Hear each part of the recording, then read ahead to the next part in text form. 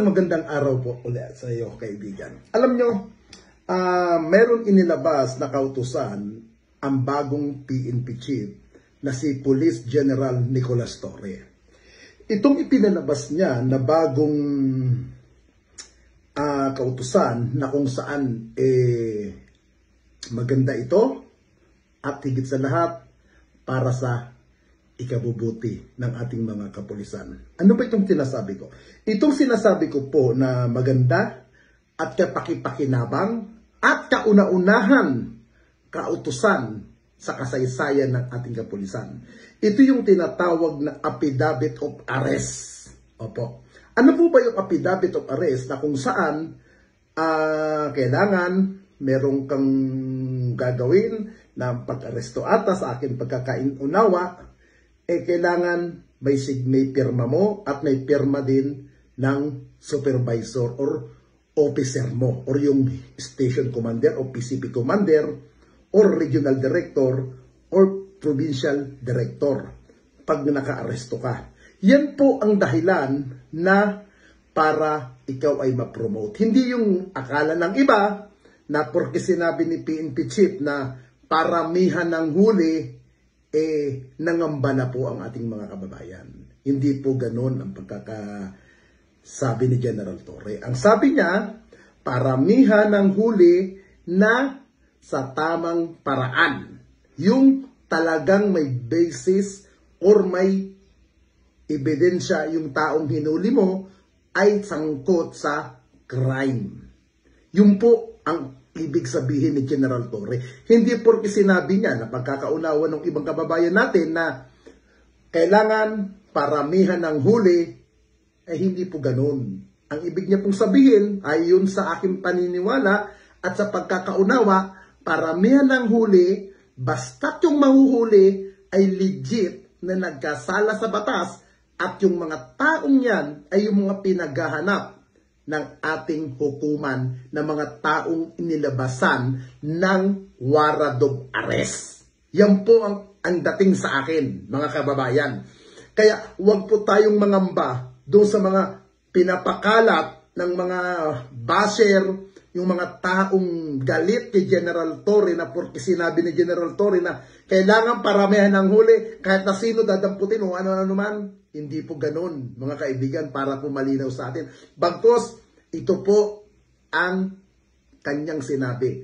Kailangan paramihan ng huli, pero kalakip nung sinabi niya yon, yung may legit na may mga kaso talaga. Yung pinagaharap ng mga otoridad na matagal nang may warrant of arrest. Ganun po ang ibig sabihin niya para po matayo makampante. Kaya, again, alamin natin yung ibig sabihin ni General Torre na affidavit of arrest. Ito po ang explanation dyan ni General Torre. Basic na trabaho ng pulis ay manghuli. At ang pinaka-resibo na ikaw ay nanghuhuli ay ang affidavit of arrest. Paano mo masabi na maging effective kang commander or supervisor nitong frontline personnel, ikaw mismo hindi mo pa nasubukan na pumirma ng affidavit of arrest? Pirma ka muna ng affidavit of arrest para kita ipwesto, para kita bigyan ng posisyon. CHR is our boss on the protection of human rights. And I do recognize at ako ay nagpapasalamat sa CHR for keeping us always in check and being a partner of the Philippine National Police in ensuring that everything that we do is within the ambit of the law. Isa ko sa mga pangunahing institusyon na binabantayan ng komisyon ay ang ating kapulisan.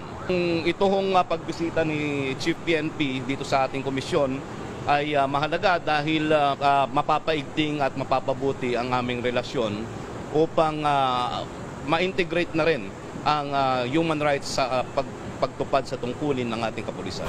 Police General Torre ginawa ng bagong requirement para sa promotion affidavit of arrest. PNP chief gamitin ng legal na nakuhang resibo ng tunay na serbisyo. Epektibo na ang bagong polisiya ni PNP Chief Police General Nicolas Torre III na maglalagay ng affidavit of arrest bilang isa sa mahalagang requirement para sa promosyon ng mga pulis. Ito ay bahagi ng direktiba na gawin mas legal, kapanipaniwala at may integridad ang mga accomplishment ng hanay ng kapulisan. Sa kanyang unang flag raising bilang pinuno ng 230,000 na PNP, sinabi ni Police General Torre, ano ang resibo na ikaw ay nakapanghuli ng kriminal? Ang resibo ay affidavit of arrest. Yun lang, very simple. Ibig sabihin nito, ang bawat pulis mula sa patrolman, corporal, sergeant hanggang sa lieutenant na magnanais na ma-promote ay kailangan magpakita ng point na nakasabit sa affidavit of arrest bilang bahagi ng performance metric. Bakit mahalaga? Tiniyak ang transparency at integridad ng mga arrest operation, hindi basta-basta self-reported arrest records. Pinarangalan ang mga tunay na naglilingkod ng maayos at legal. Binigyan diin halaga ang pagtugon sa drugs at criminal case base sa paramihan ng huling metrics ni General Torre. Maligtas na hustisya na legal na gawain. Bukod dito, binigyan diin ni Police General Torre ang kahalagahan ng malumanay na pagtrato sa mga individual na nasa distress. Mabilis aksyon at makumpleto ang kaso. Pagtanggap ng escort ng mga reklamo kahit wala sa jurisdiction ng presinto. Tapat na human right.